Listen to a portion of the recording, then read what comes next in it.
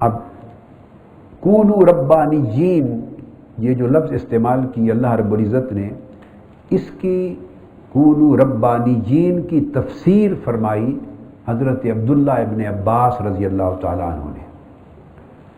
اور حضرت ابن عباس رضی اللہ تعالیٰ عنہ کی یہ تفسیر امام بخاری اپنے ترجمۃ الباب میں نقل کرتے ہیں۔ اسی باب نمبر 10 میں فرماتے ہیں قال ابن عباس کونوا ربانیین، اب اس کا معنی بیان کرتے ہیں ابن عباس رضی اللہ تعالیٰ عنہ کہ عالم ربانی کا معنی کیا ہے۔ فرماتے ہیں علماء فقہا، کہ ربانی عالم ہونے کا معنی یہ ہے کہ صاحب علم فقیہ ہوا جائے، یعنی طبیعت میں حلم اور بردباری ہو اور علم کا درجہ فقہ کا ہو۔ جب تک آدمی صاحب فقہ فقیہ نہیں اور فقیہ کے ساتھ حلیم نہیں، اس میں حلم نہیں، حلم اور علم کا چولی دامن کا ساتھ ہے۔ صحابہ کرام اور تابعین اپنے تلامذہ کو تلقین کیا کرتے کہ علم سے پہلے حلم سیکھا کرو۔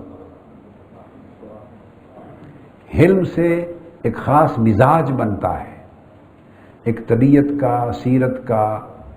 ایک خاص رخ تشکیل پاتا ہے،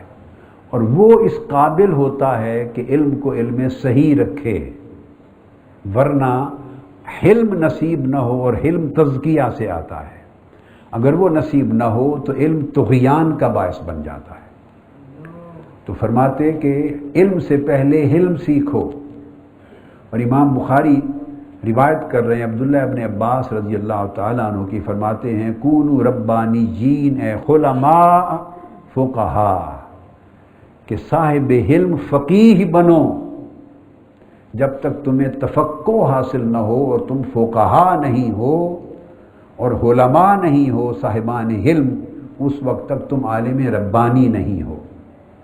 اور پھر اس کا معنی بیان کیا ویقال، یہ بھی کہا جاتا ہے الربانی الذی یربی الناس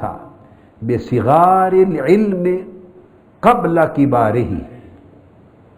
کہ فقیہ اور ربانی عالم وہ ہے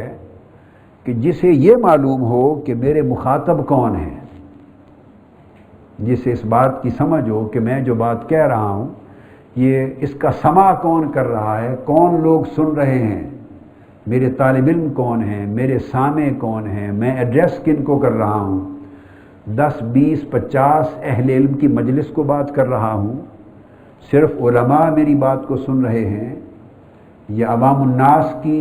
پڑھے لکھے لوگوں کی ایک تعداد سن رہی ہے،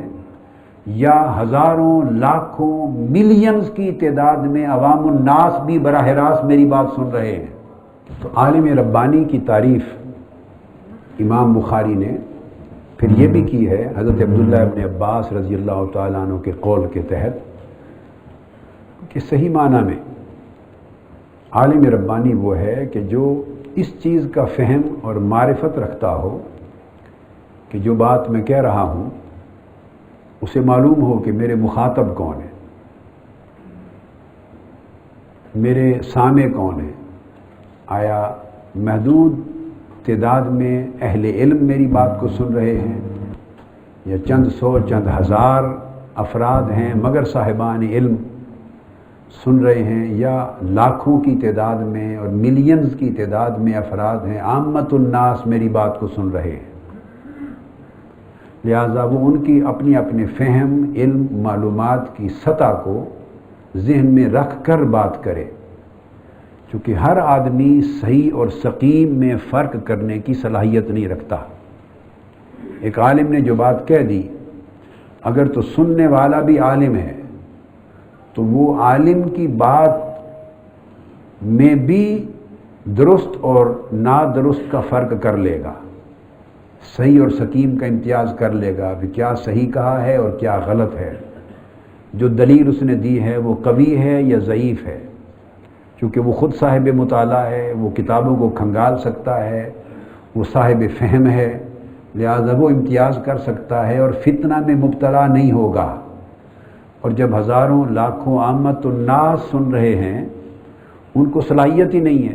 انہوں نے جو بات ایک عالم کے نام سے سنی، جس کو عالم کہا جاتا ہے، اس نے اس پر اعتماد کر لیا۔ اب نہ اس کی رسائی کتابوں تک ہے، نہ کتب حدیث پر، نہ کتب تفاسیر پر اس کو ایکسیس ہے۔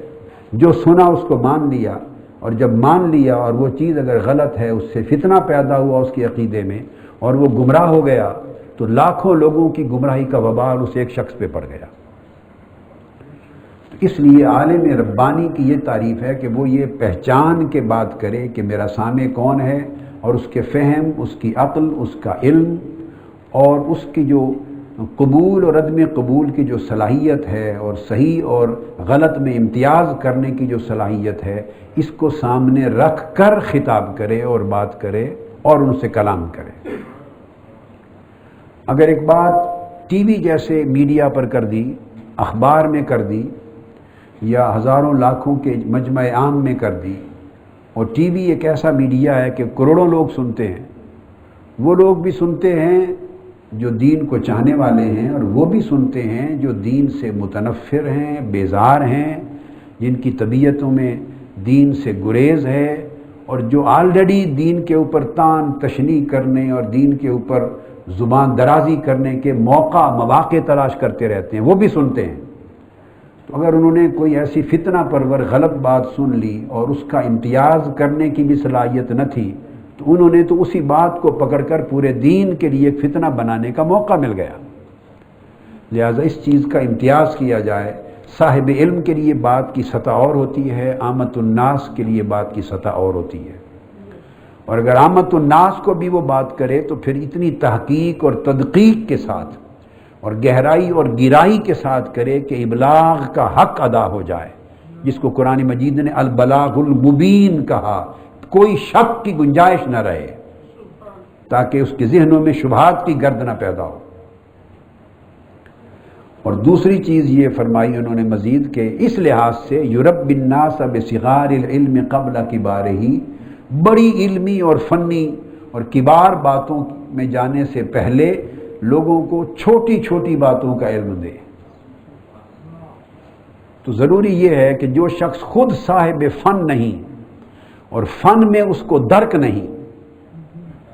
اور درک کے ساتھ کامل مہارت نہیں، تو وہ اس کو تو صغار علم سے آگے گفتگو ہی نہیں کرنی چاہیے۔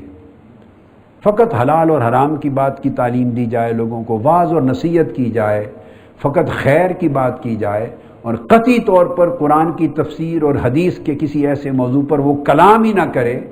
کہ جو بڑی شر و بست کے ساتھ، گہرائی اور گہرائی کے ساتھ اور تحقیق اور تدقیق کے ساتھ توجہ مانگتا ہے، اور یہ ملکہ اس کے پاس اگر نہیں ہے تو اور ہزارہ میدان ہیں دین کی خیر کی بات کرنے کے، امر بالمعروف اور نہی عن المنکر کے اور دعوت الی الخیر کے ہزارہ میدان ہیں جن پہ وہ بات کر سکتا ہے۔ مگر جو علم خصوصیات رکھتا ہے اور کبار علم میں جو پہلو آتے ہیں، ان پر گفتگو ایسے لوگوں کو نہیں کرنی چاہیے، اجتناب کرنا چاہیے۔